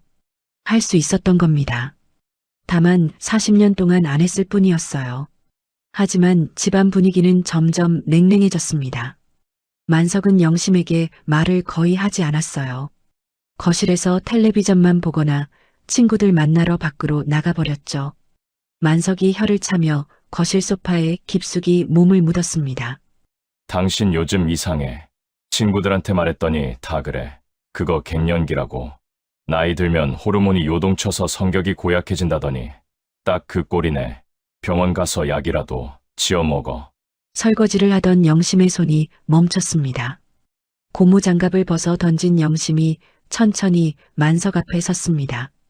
그 눈빛이 너무나 차갑고 또렷해서 만석은 자신도 모르게 마른 침을 삼켰죠. 갱년기요? 당신 친구들이 그래요? 그래. 다들 마누라가 갑자기 반항하면 그게 병이라더라. 영심이 피식 실소를 터뜨렸습니다. 여보, 당신 친구들 공부 좀 더 하라고 하세요. 내 나이 60이에요. 갱년기는 10년 전에 이미 졸업했다고요. 지금 내 나이에 성격이 변하는 건 호르몬 때문이 아니라 정신이 들었기 때문이에요. 뭐, 정신? 네. 40년 동안 당신이 시키는 대로 당신 그림자로만 살던 최영심이가 드디어 제정신을 차린 거라고요. 당신은 내가 예전처럼 고분고분하지 않으니까 내가 어디 아픈 줄 아나 본데. 아니요. 나는 지금 내 인생에서 가장 건강하고 맑은 정신이에요. 만석은 당황한 듯 헛기침을 했습니다. 참. 물 한 잔 안 떠주는 게 무슨 정신이 맑은 거야. 그게 이기적인 거지. 이기적인 게 아니라 독립하는 거예요. 당신은 손발이 없나요? 의지가 없나요? 물 한 잔 떠마실 기운도 없으면서 어떻게 친구들 만나서 남의 마누라 갱년기 타령은 그렇게 기운차게 하셨대요? 영심은 수건으로 손을 닦으며 한 발짝 더 다가갔습니다. 앞으로 내가 하는 거절을 다 갱년기 증상이라고 믿고 싶으면 마음대로 하세요. 하지만 분명히 알아두세요. 병원 가야 할 사람은 내가 아니라 자기 물건 하나 스스로 찾으라는 당연한 소리를 병 취급하는 당신이에요.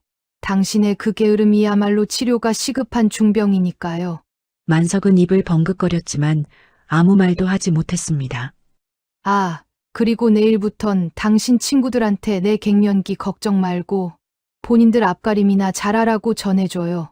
나는 이제야 내 인생의 각성기를 맞이했으니 방해하지 말라고요. 그리고 나 이제 당신 하녀 안 해요. 사표 낼 거예요. 사표, 무슨 사표? 당신 밥 해주는 기계.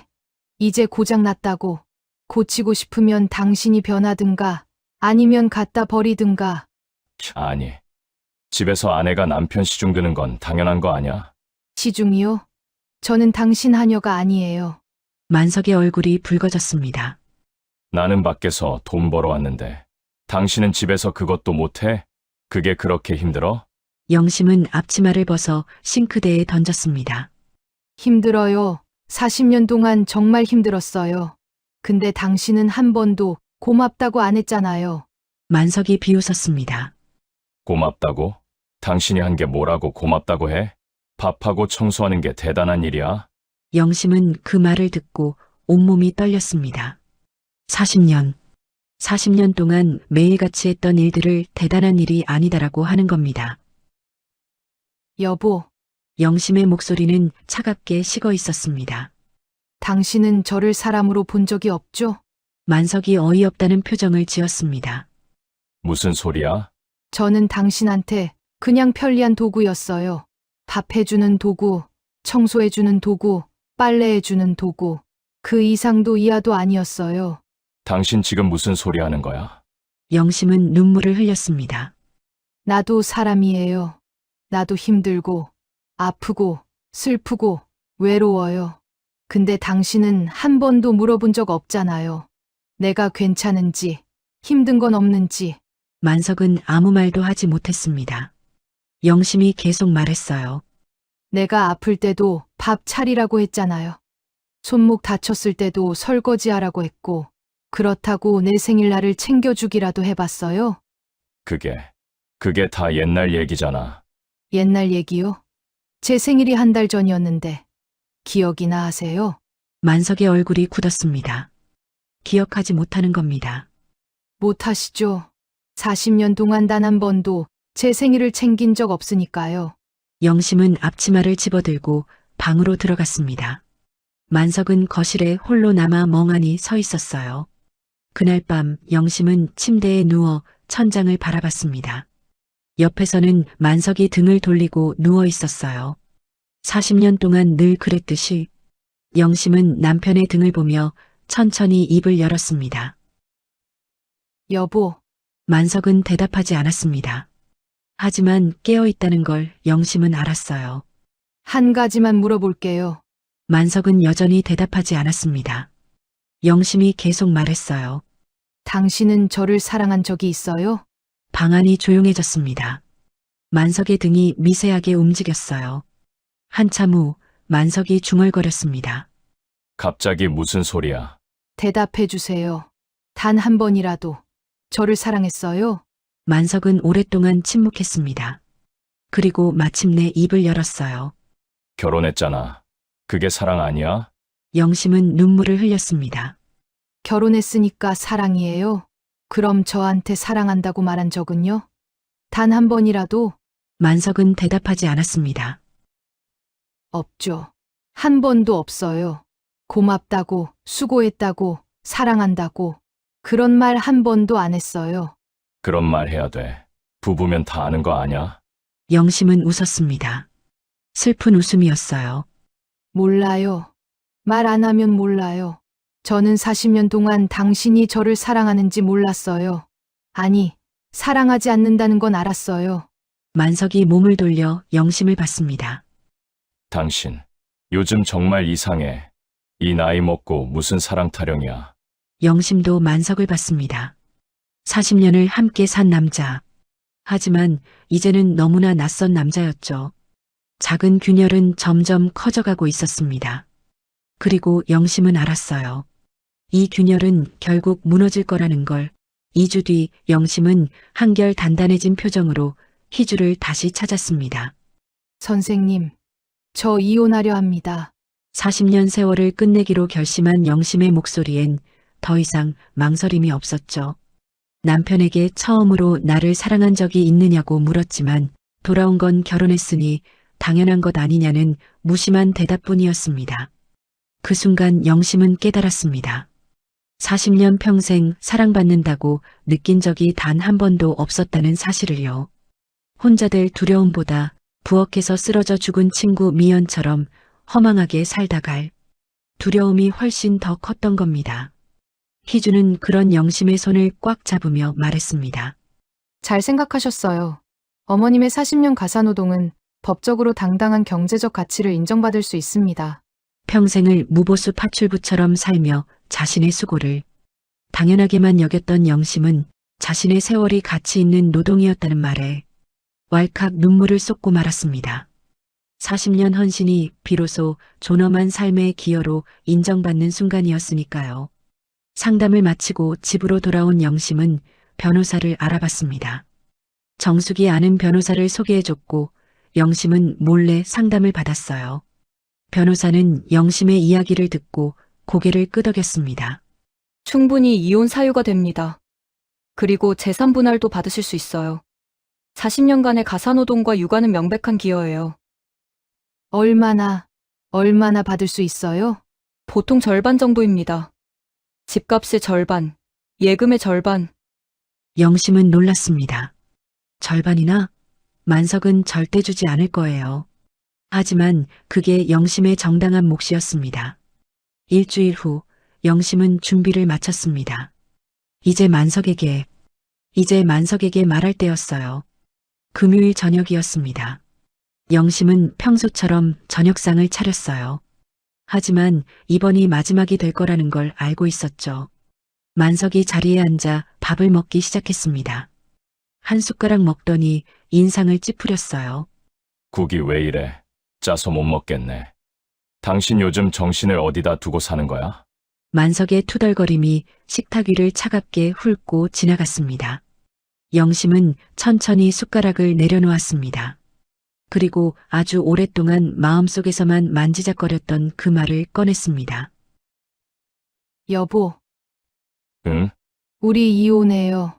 만석의 숟가락이 허공에서 멈췄습니다. 그는 고개를 들어 영심을 빤히 바라보았습니다. 몇 초간 정적이 흘렀고 만석은 어이없다는 듯 실성한 웃음을 터뜨렸습니다. 푸아하, 당신 요즘 드라마를 너무 많이 봤구먼. 이혼, 그게 동네개 이름인 줄 알아? 만석은 비아냥거리며 고개를 저었습니다. 어디서 말도 안 되는 바람이 들어서 이래? 60 넘어서 이혼이라니. 남들이 들으면 배꼽을 잡고 웃을 일이야. 당신, 곱게 늙는 법부터 다시 배워야겠어. 영심의 표정에는 흔들림이 없었습니다. 오히려 만석의 비웃음이 커질수록 그녀의 마음은 더 투명해졌습니다. 진심이에요. 더는 당신과 한 공간에서 숨 쉬고 싶지 않아요. 만석의 웃음이 순식간에 사라졌습니다. 영심의 눈동자에 서린 서늘한 진심을 읽었기 때문입니다. 뭐? 당신 정말 미쳤어? 60의 이혼이라니.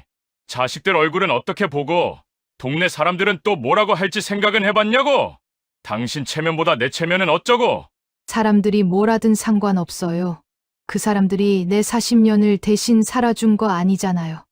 지금 중요한 건 당신도 체면도 아니고 바로 나예요. 만석이 식탁을 쾅 쳤습니다. 그릇들이 비명을 지르며 흔들렸습니다.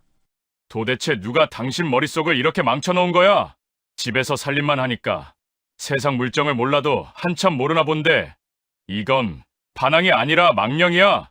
영심은 조용히 미소 지었습니다. 누가 가르쳐 준 게 아니에요. 당신 곁에서 말라 죽어가던 내가 스스로 깨달은 거지. 40년 동안 당신이 나를 어떻게 써먹었는지, 내가 어떤 취급을 받았는지 이제야 다 보여요. 만석의 얼굴이 불그락 푸르락 달아올랐습니다. 써먹다니? 내가 밖에서 뼈 빠지게 벌어다 준 돈으로 먹고 살게 해줬더니 이제 와서 착춘이 뭐니 그딴 소리래. 그래요. 착취였어요. 영심의 목소리는 차갑고 단호했습니다. 만석은 할 말을 잃은 듯 입을 벙긋거렸습니다.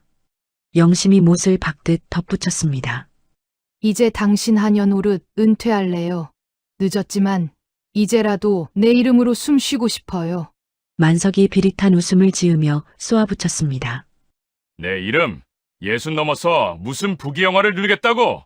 이혼하면 당신이 어디 가서 뭘 할 건데? 당장 오늘 밤 잘 곳은 있고? 돈 한 푼 없는 주제에 걱정 마세요. 법대로 재산분할 신청할 거니까요. 당신이 번 돈이라고 우기겠지만 그 돈의 절반은 내 40년치 노동의 대가예요. 법이 내 권리를 증명해 줄 거예요. 만석의 얼굴이 새하얗게 질렸습니다. 재산분할이라는 단어가 그의 심장을 정통으로 찔렀기 때문입니다. 그는 분노를 이기지 못하고 숟가락을 내던지듯 일어났습니다. 당신 정말 제정신이 아니야. 이혼 할 테면 해봐. 한 푼도 못 주니까. 만석은 안방으로 들어가 문을 부서질 듯 닫았습니다. 콱쾅 소리가 온 집안을 흔들었습니다. 홀로 남은 거실에서 영심은 소파에 천천히 주저앉았습니다. 손끝이 미세하게 떨리고 다리에 힘이 풀렸지만 가슴속에선 태어나서 처음 느껴보는 서늘하고도 맑은 바람이 불어왔습니다. 말했다. 드디어 그 지옥 같은 문장을 뱉어냈다. 영심은 어둠이 내려앉은 창밖을 보며 생각했습니다. 이것은 끝이 아니라 40년 만에 자신을 찾아 나서는 첫 산행의 시작이었습니다. 다음 날 아침 영심은 아침 밥상을 차리지 않았습니다. 만석이 방에서 나와 식탁을 보더니 소리쳤죠. 밥은? 영심은 거실 소파에 앉아 책을 보고 있었습니다. 안 했어요. 알아서 드세요. 만석은 화가 나서 현관문을 쾅 닫고 나갔습니다. 영심은 책을 덮고 한숨을 쉬었어요. 시작됐구나. 진짜 전쟁이. 주말이 되고 남편의 호출을 받은 삼남매가 집으로 들이닥쳤습니다. 영심은 현관문을 여는 자식들을 보며 아주 작은 기대를 품었습니다. 그래도 내 배 아파 낳은 자식들은 내 편이겠지. 엄마가 얼마나 힘들었는지 알아주겠지. 하고요. 하지만 그 0.1%의 기대는 문을 여는 순간 처참하게 박살났습니다. 도대체 이게 무슨 말이에요? 이혼이라니요? 영심은 창밖을 보며 덤덤하게 대답했습니다. 말 그대로다. 내 아빠랑 갈라서기로 했어. 엄마, 제발 정신 좀 차리세요. 예순이에요. 예순.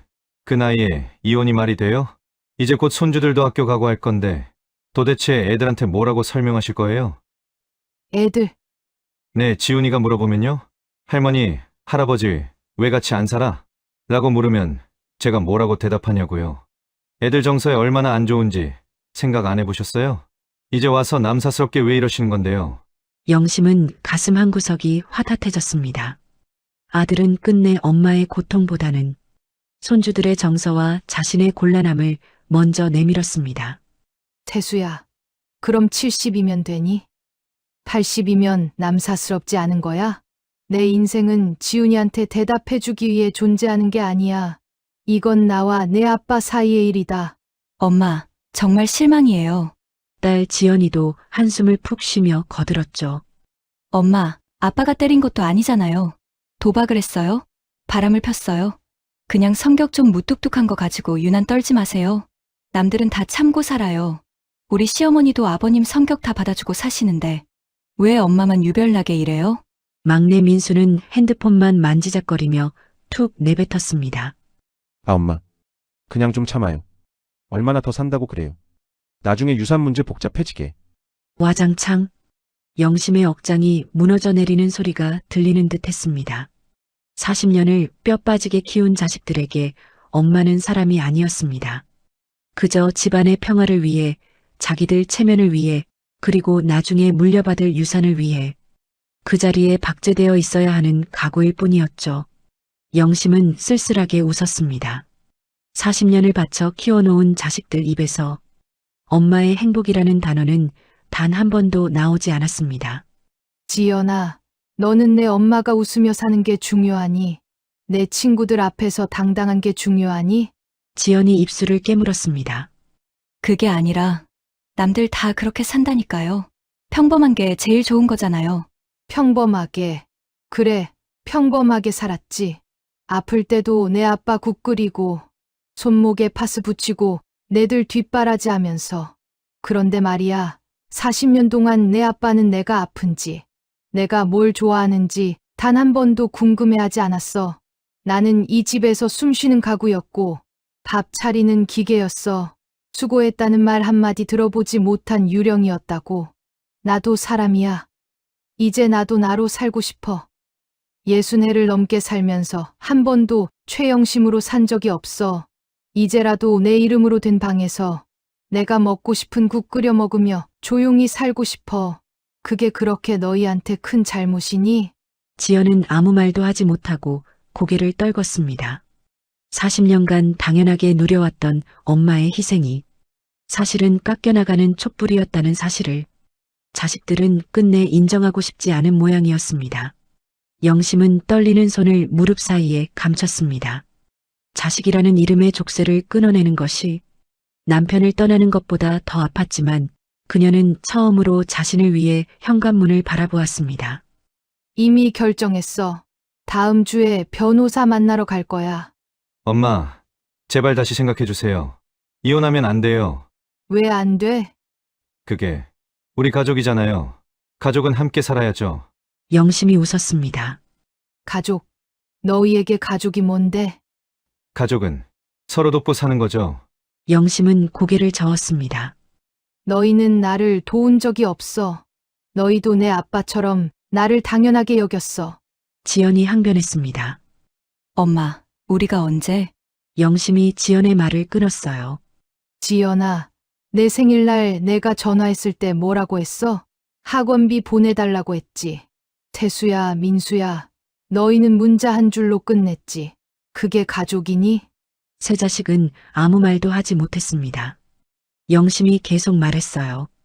너희는 엄마가 필요할 때만 찾아. 돈 필요할 때, 애 봐달라고 할 때. 그 외에는 엄마가 어떻게 사는지 관심도 없었어. 태수가 목소리를 높였습니다. 엄마, 그래도 이혼까지는 아니잖아요. 그냥 참고 사세요. 얼마 안 남았잖아요. 영심은 태수를 똑바로 봤습니다. 얼마 안 남았어? 나보고 죽을 때까지 참고 살라고? 태수가 당황해서 말했습니다. 그게 아니라 바로 그거야. 영심의 목소리는 차갑고 단호했습니다. 너희는 내가 참으면 된다고 생각해. 내 아빠도 그렇게 생각하고, 엄마니까, 아내니까 참아야 한다고. 영심은 세 자식을 차례로 봤습니다. 너희 체면 때문에 내 남은 인생을 지옥에 둘 순 없어. 너희도 똑같아. 너희 아빠랑. 태수가 한숨을 쉬며 말했습니다. 엄마, 이러시면 우리 어떡해요? 주변에서 뭐라고 할지. 영심은 벌떡 일어났습니다. 가슴을 치며 목소리가 갈라지는 걸 느꼈어요. 나가! 세 자식이 놀라서 영심을 봤습니다. 엄마, 나가라고! 영심의 목소리는 떨렸습니다. 눈물이 주르르 흘러내렸어요. 가슴을 한 번 더 쳤죠. 너희 체면만 생각하는 거면 더 이상 할 말 없어! 영심은 오열했습니다. 몸이 흔들렸어요. 40년 동안 엄마로 살아온 세월이 자식들에게 배신당한 아픔이 한꺼번에 터져나왔습니다. 나도 너희 엄마이기 전에 사람이야. 영심은 현관문을 열었습니다. 손이 떨려서 문손잡이를 제대로 잡을 수가 없었어요. 나가! 제발! 나가줘! 세 자식은 어쩔 수 없이 일어났습니다.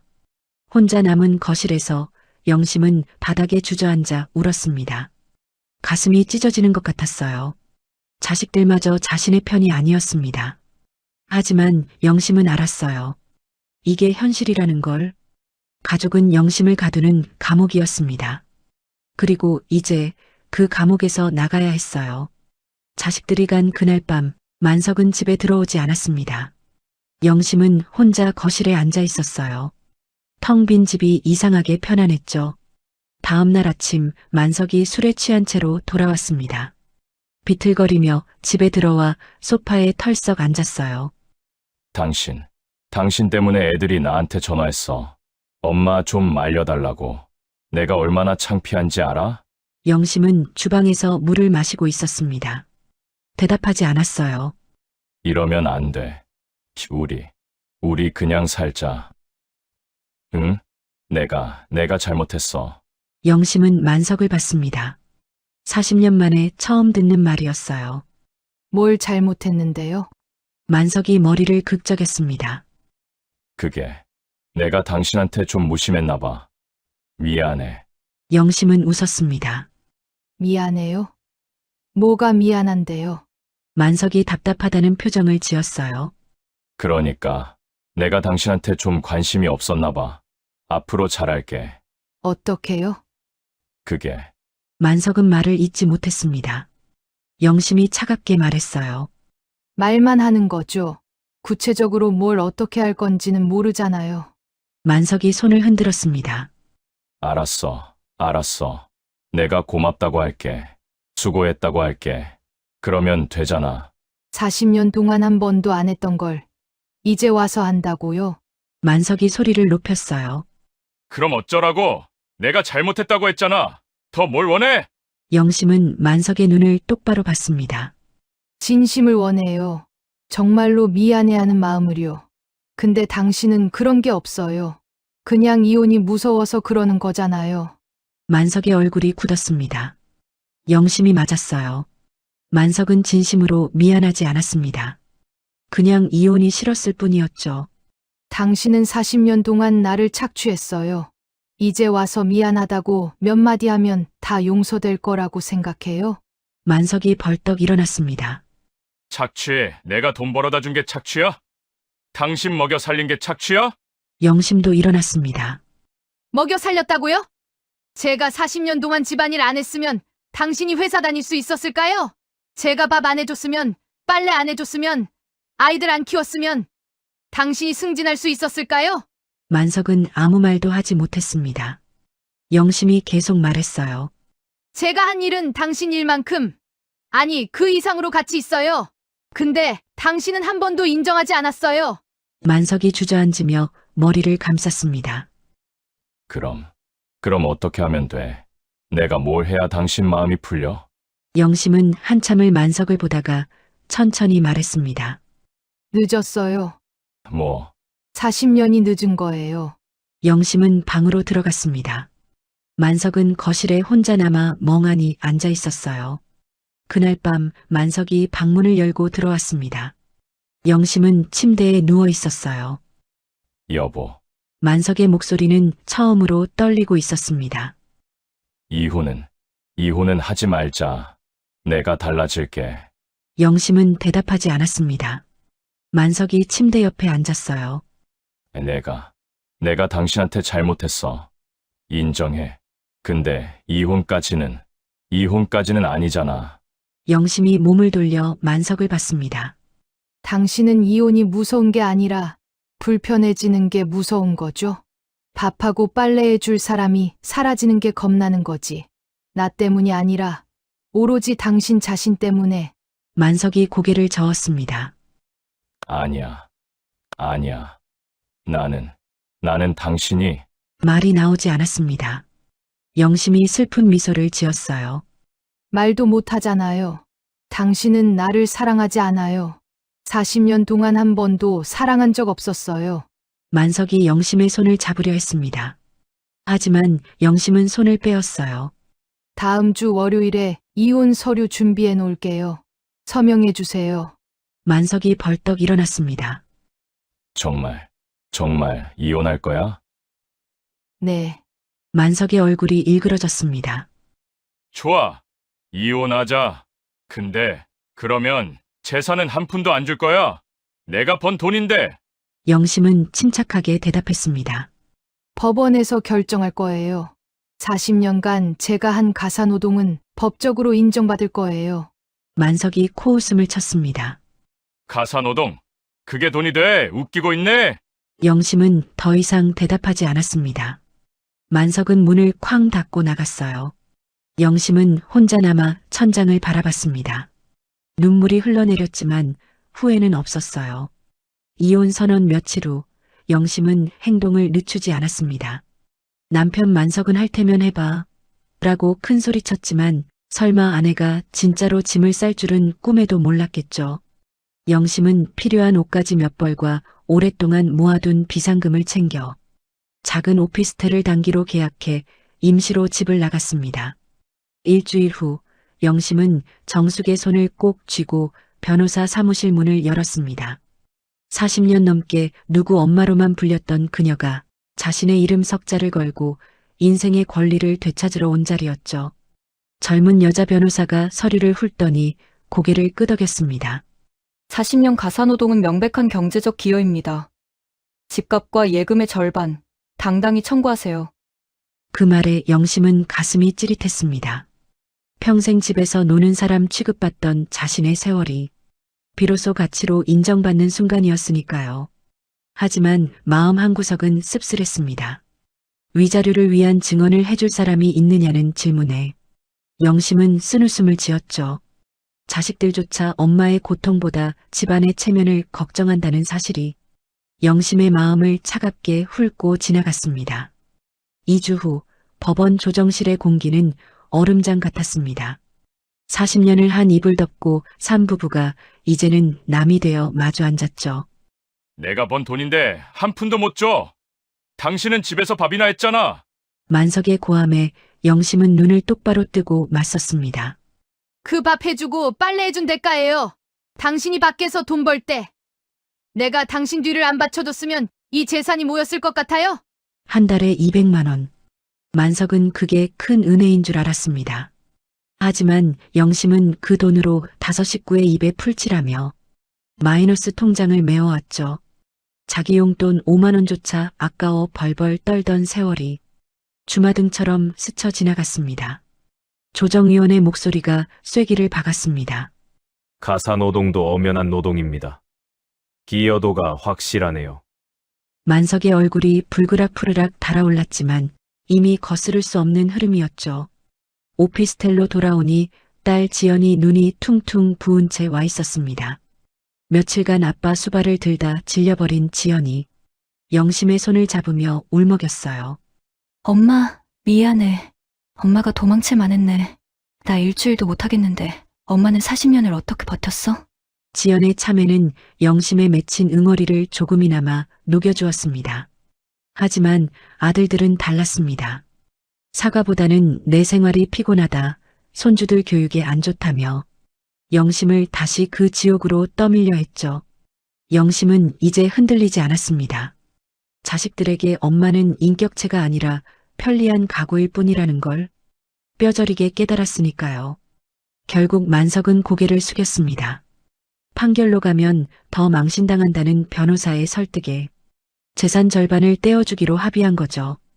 법원을 나오며 만석이 뒤늦게 중얼거렸습니다. 영심아, 미안해. 너무 늦게 알았어. 그의 눈물 섞인 사과에 영심은 옅게 미소 지었습니다. 네, 이제라도 아셨으니 다행이네요. 잘 사세요. 그 짧은 한마디를 끝으로 영심은 뒤돌아보지 않고 정숙에게 걸어갔습니다. 영심아, 정숙이 달려와 영심을 안아주었어요. 고생했어. 정말 고생했어. 영심은 정숙의 품에서 울었습니다. 하지만 이번 눈물은 슬픔만은 아니었어요. 해방감도 함께 있었죠. 40년의 결혼이 끝났습니다. 그리고 새로운 시작이 기다리고 있었어요. 이혼 조정이 끝나고 한 달 후 영심은 이사를 준비했습니다. 재산 분할로 받은 돈으로 작은 빌라를 샀어요. 2층에 있는 방 2개짜리 집이었죠. 이사 가는 날 영심은 임시거처였던 오피스텔을 나와 집으로 돌아갔습니다. 40년 동안 살았던 집의 짐을 정리했죠. 그런데 참 묘하죠? 평생을 살았는데 정작 챙겨갈 짐은 옷가지 몇 벌과 책 몇 권, 그리고 낡은 사진 앨범뿐이더군요. 먼지 쌓인 앨범을 넘기던 영심의 손길이 멈췄습니다. 20살 세상을 다 얻은 듯 환하게 웃던 결혼사진 속 영심이 보였거든요. 그때는 그 웃음 뒤에 40년의 인내가 기다리고 있을 줄은 꿈에도 몰랐을 겁니다. 큰아들 태수의 돌잔치, 막내 민수의 입학식, 딸 지연이의 운동회. 모든 사진 속 영심은 늘 웃고 있었지만 자세히 보니 풍경은 늘 똑같았습니다. 만석과 아이들은 주인공처럼 앞에 서고 영심은 늘 그들의 짐을 든 채 한 걸음 뒤에 서 있었으니까요. 영심은 조용히 앨범을 덮었습니다. 이제 이 기억들은 추억이 아니라 박스 속에 묻어둘 과거일 뿐이었죠. 엄마, 이거 다 챙기신 거예요? 생각보다 짐이 너무 적네. 어느새 다가온 지연이 놀란 듯 물었습니다. 영심은 쓸쓸한 미소를 지으며 대답했죠. 그러게 말이다. 40년 산 인생이 고작 박스 몇 개에 다 담기는구나. 아들 태수와 민수도 달려와 짐 나르는 것을 도왔습니다. 엄마, 무거운 건 저희가 할게요. 라며 아들들이 앞장섰지만 영심도 박스 하나를 직접 들었습니다. 그런데 이상하게도 전혀 무겁지가 않았어요. 40년의 무게가 담긴 짐이건만 영심의 손에는 깃털처럼 가볍게만 느껴졌습니다. 마음의 짐을 먼저 덜어냈기 때문일까요? 모든 짐을 싣고 난 뒤 영심은 마지막으로 텅 빈 집안을 둘러보았습니다. 시어머니 병수발을 들며 약을 챙기던 안방, 하루에도 몇 번씩 서서 설거지를 하던 싱크대, 찬바람 맞으며 빨래를 널던 베란다. 구석구석 영심의 손길이 닿지 않은 곳이 없었습니다. 하지만 이제 그 모든 풍경이 남의 일처럼 낯설게만 느껴졌습니다. 엄마, 이제 가요? 지연의 재촉에 영심은 미련 없이 현관문을 닫았습니다. 뒤돌아보지 않았습니다. 오직 앞만 보고 걸어나갔죠. 복도에서 마주친 옆집 아주머니가 눈을 동그랗게 뜨고 물어오더군요. 아이고, 어디 가세요? 근데 남편분은 안 보이시네? 영심은 당당하게 미소 지으며 대답했습니다. 저희 이혼했어요.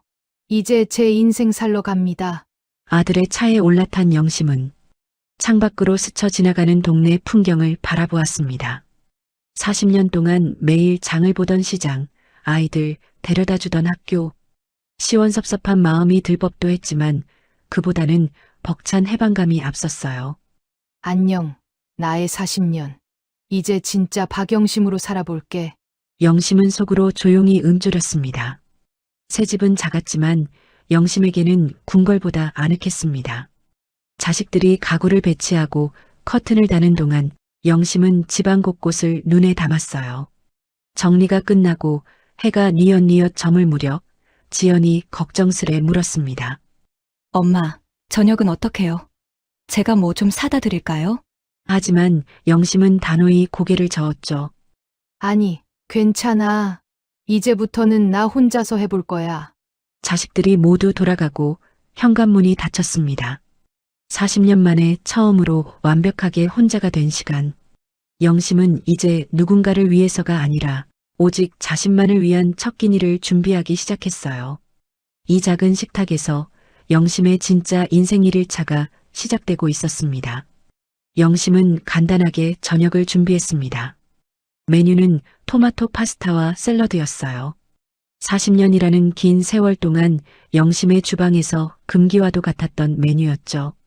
만석의 식단은 철저히 한식 위주였고 영심은 그 취향을 맞추는 것을 아내의 도리라 여겨왔습니다.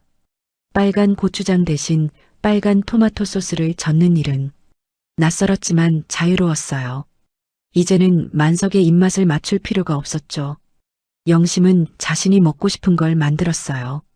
파스타를 삶고 토마토 소스를 만들고 채소를 썰었습니다. 요리하는 내내 기분이 좋았어요. 누군가를 위해서가 아니라 자신을 위해 요리하는 거였으니까요. 식탁에 앉아 파스타를 먹으면서 영심은 이상한 느낌을 받았습니다. 혼자 먹는 식사가 외롭지 않았어요. 오히려 편안했죠. 그릇이 한 개뿐이니 설거지도 금방 끝났습니다. 영심은 웃으며 그릇을 닦았어요. 이렇게 간단할 수가. 다음 날 아침 영심은 일찍 일어났습니다. 40년 동안의 습관이었죠. 하지만 오늘은 남편 밥을 차릴 필요가 없었습니다. 영심은 커피를 내리고 토스트에 잼을 발라 먹었죠. 그리고 식탁에 앉아 휴대폰으로 클래식 음악을 틀었습니다. 만석은 아침부터 음악 틀면 시끄럽다고 했었어요.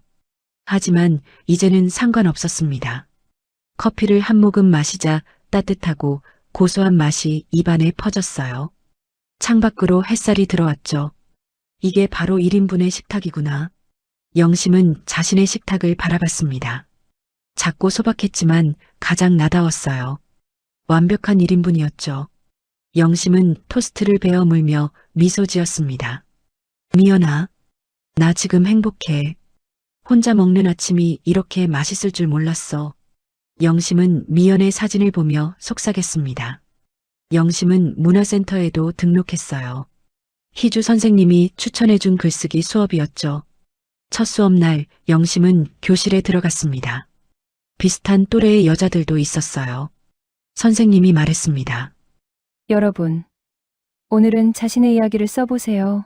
지금까지 살아온 이야기, 힘들었던 이야기, 행복했던 이야기, 무엇이든 좋습니다. 영심은 펜을 들었습니다. 그리고 천천히 쓰기 시작했어요. 나는 60년을 살았다. 그중 40년은 남의 인생이었다. 나는 그것이 사랑인 줄 알았다. 내가 마른 장작이 되어 타올라야 우리 집이 따뜻해지는 것. 그것이 행복인 줄로만 믿고 살았다. 영심은 자신의 이야기를 썼습니다. 결혼, 가사노동, 시집살이, 자식 키우기, 남편의 무시, 친구의 죽음, 각성, 거절, 이혼. 모든 것을 글로 풀어냈어요. 쓰면서 눈물이 났습니다. 하지만 슬픈 눈물이 아니었어요. 치유의 눈물이었죠.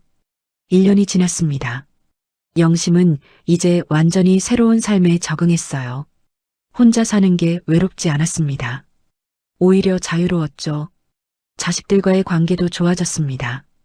지연은 자주 찾아와 영심과 차를 마셨어요. 태수와 민수도 가끔 전화해서 안부를 물었죠. 엄마, 요즘 어떻게 지내세요? 태수가 전화로 물었습니다. 잘 지내. 문화센터도 다니고 상담소에서 봉사도 하고. 엄마 목소리가 밝아지신 것 같아요. 그래. 엄마도 그렇게 느껴. 태수가 잠시 침묵하다가 말했습니다. 엄마, 제가 잘못 생각했어요. 아빠는 좀 힘드시겠지만 엄마 이혼한 거 잘하신 것 같아요. 영심은 눈물이 났습니다. 고마워, 태수야. 엄마 행복하시니까 저도 좋아요. 아빠는 아직도 혼자 사는 게 힘든가 봐요. 그래? 네. 요즘 우리한테 자주 전화해요. 밥솥 작동법을 몰라서 밥을 다 태웠다느니, 빨래에서 쉰내가 나서 입을 옷이 없다느니 아주 죽는 소리를 하세요. 근데 엄마, 아빠가 그러는 거 들으니까 엄마가 얼마나 고생하셨는지 알겠더라고요. 영심은 쓸쓸하게 웃었습니다. 아빠도 이제 배우실 거야. 혼자 사는 법을. 어느 봄날 영심은 카페 창가에 앉아 있었습니다. 따뜻한 햇살이 비치고 창밖으로 벚꽃이 흩날렸어요. 영심은 가방에서 새로 산 다이어리를 꺼냈습니다. 표지가 예쁜 하늘색 다이어리였죠. 영심은 펜을 들고 첫 페이지를 펼쳤습니다. 그리고 천천히 꾹꾹 눌러쓰기 시작했어요. 박영심. 세 글자를 쓰는데 손에 힘이 들어갔습니다. 60년을 살면서 이렇게 자신의 이름을 또렷하게 써본 적이 있었던가 싶었어요. 늘 누군가의 아내, 누구누구 엄마로 불렸을 뿐이었죠. 하지만 이제는 달랐습니다. 영심은 박영심이었어요. 영심은 다음 페이지를 넘기고 글을 쓰기 시작했습니다. 이혼은 마침표가 아니라 내 인생의 문장을 다시 쓰기 시작하는 쉼표였다. 나는 이제 누군가의 아내도 엄마도 아닌 박영심으로 늙어갈 것이다. 60년을 살아서 처음으로 나는 나와 가장 친한 친구가 되었다. 영심은 다이어리를 덮고 커피를 한 모금 마셨습니다. 따뜻했어요.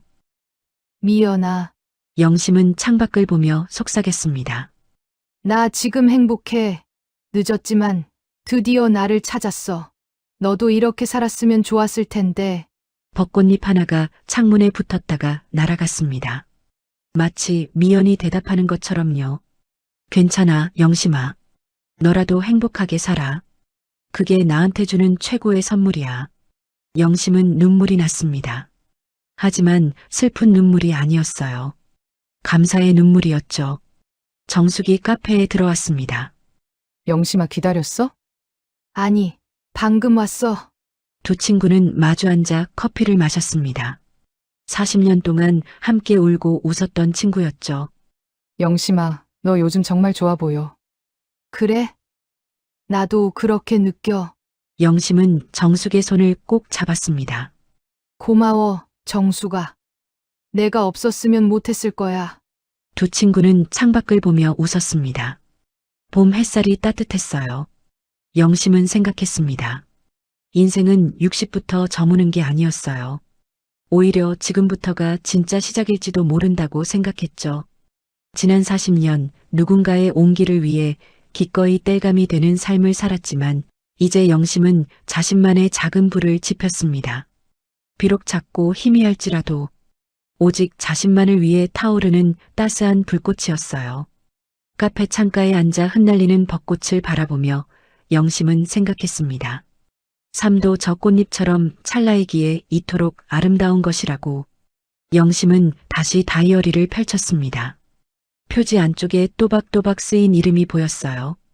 박영심. 영심은 그 세 글자를 손가락으로 쓰다듬었습니다. 그때 영심은 문득 휴대폰을 꺼냈어요. 영심의 메신저 프로필 사진은 지난 몇 년 동안 늘 똑같았습니다. 등산 가서 찍은 풍경 사진이거나 손자들의 돌잔치 사진이었죠. 정작 영심 자신의 얼굴은 어디에도 없었습니다. 영심은 카메라를 켰습니다. 그리고 화면을 자신 쪽으로 돌렸어요. 셀카라는 걸 찍어본 게 언제인지 기억도 나지 않았습니다. 화면 속에 벚꽃을 배경으로 앉아있는 여자가 보였죠. 눈가에는 주름이 있고 머리에는 흰 눈이 내렸지만 입가에는 편안한 미소가 걸려 있었어요. 40년 동안 본 적 없는 가장 환한 얼굴이었습니다. 영심아, 뭐해? 정숙이 물었습니다. 영심은 쑥스러운 듯 웃으며 말했어요. 내 사진 좀 찍어보려고. 영심은 화면 속에 자신과 눈을 맞췄습니다. 그리고 셔터를 눌렀어요. 찰칵. 화면에 벚꽃과 함께 활짝 웃는 영심의 얼굴이 담겼습니다. 영심은 그 사진을 한참 동안 들여다봤어요. 참 좋아 보였습니다. 영심은 그 자리에서 바로 프로필 사진을 바꿨습니다. 손주 사진도 풍경 사진도 아닌 바로 박영심 자신의 얼굴로요. 그리고 상태 메시지 한 줄을 적어 넣었습니다. 박영심, 봄날을 걷다. 영심은 휴대폰을 내려놓고 정숙을 보며 환하게 웃었습니다. 정수가, 나 어때? 예뻐. 20대 때보다 훨씬 더 예뻐, 영심아. 두 친구의 웃음소리가 벚꽃잎처럼 흩날렸습니다. 영심은 미소 지었습니다. 비로소 영심은 온전한 박영심으로 살고 있었습니다. 사랑하는 구독자 여러분, 오늘 이야기 어떠셨나요? 40년 만에 남의 입맛이 아닌 오직 나를 위해 차린 1인분의 식탁, 그건 외로움이 아니라 온전한 자유였습니다. 오늘 하루는 남을 위한 밥상이 아닌 오직 나만을 위한 가장 근사한 밥상을 차려보세요. 당신은 누군가의 땔감이 되기 위해 태어난 것이 아니라 스스로 타오르는 불꽃이 되기 위해 태어났으니까요. 마지막까지 시청해 주셔서 감사합니다. 구독, 좋아요는 다음 영상을 제작하는데 큰 힘이 됩니다. 지금까지 당신의 빛나는 인생 2막을 응원하는 인생의 후반전이었습니다.